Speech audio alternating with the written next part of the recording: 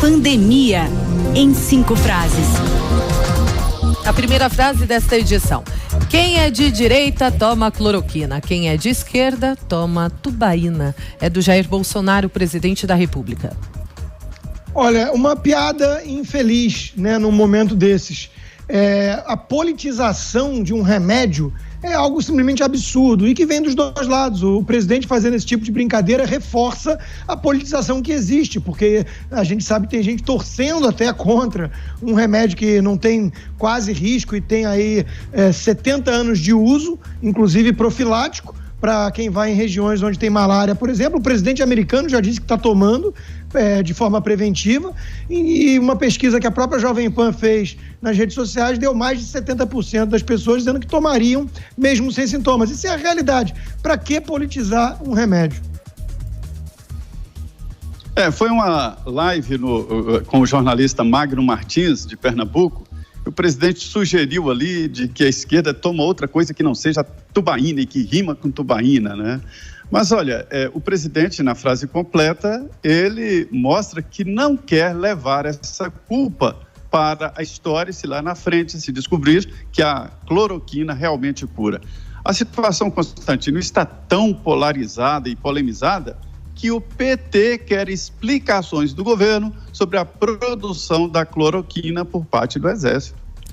Mais uma frase: eu não quero pessoas vindo para cá e infectando o nosso povo. Donald Trump, presidente dos Estados Unidos, sobre a possibilidade de vetar a entrada de voos do Brasil.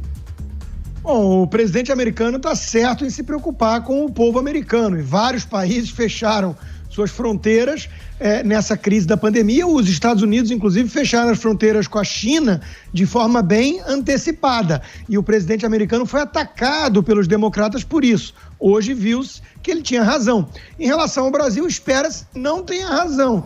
Para isso, a gente vai ter que acompanhar essa curva ascendente de casos no Brasil. Até aqui, o número de óbitos em termos relativos à população no Brasil não é tão drástico assim a ponto de justificar uma medida específica contra o nosso país. Mais uma. Estamos perdendo a batalha contra o vírus. Essa é a realidade. Dimas Tadeu Covas, coordenador do Centro de Contingência do Coronavírus do Estado de São Paulo. A batalha contra o vírus é dura e o mundo inteiro perdeu, se a gente for somar a quantidade de óbitos, né? Uma tragédia.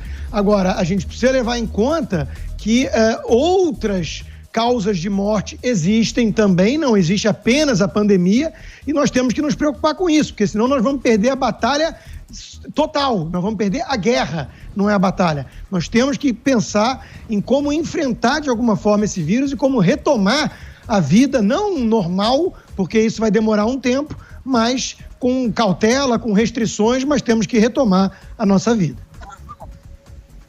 Estamos mesmo perdendo a batalha contra o vírus, um vírus desconhecido e que não há preparo. Espero que não possamos perder também a guerra.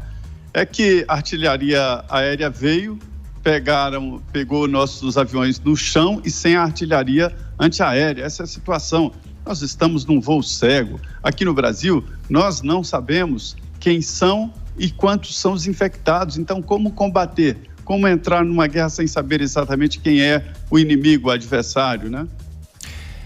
Mais uma frase: a decretação súbita imprevista de feriados municipais levanta problemas, alguns incontornáveis, de natureza social, operacional e jurídica.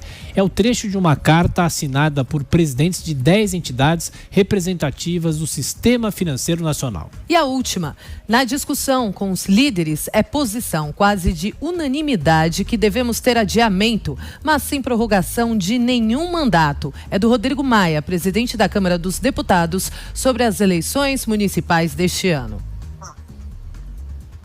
Eu anuncio aqui que é uma decisão. As eleições serão adiadas, previstas para o dia 5 de outubro, o primeiro turno, e 25 de outubro, o segundo turno.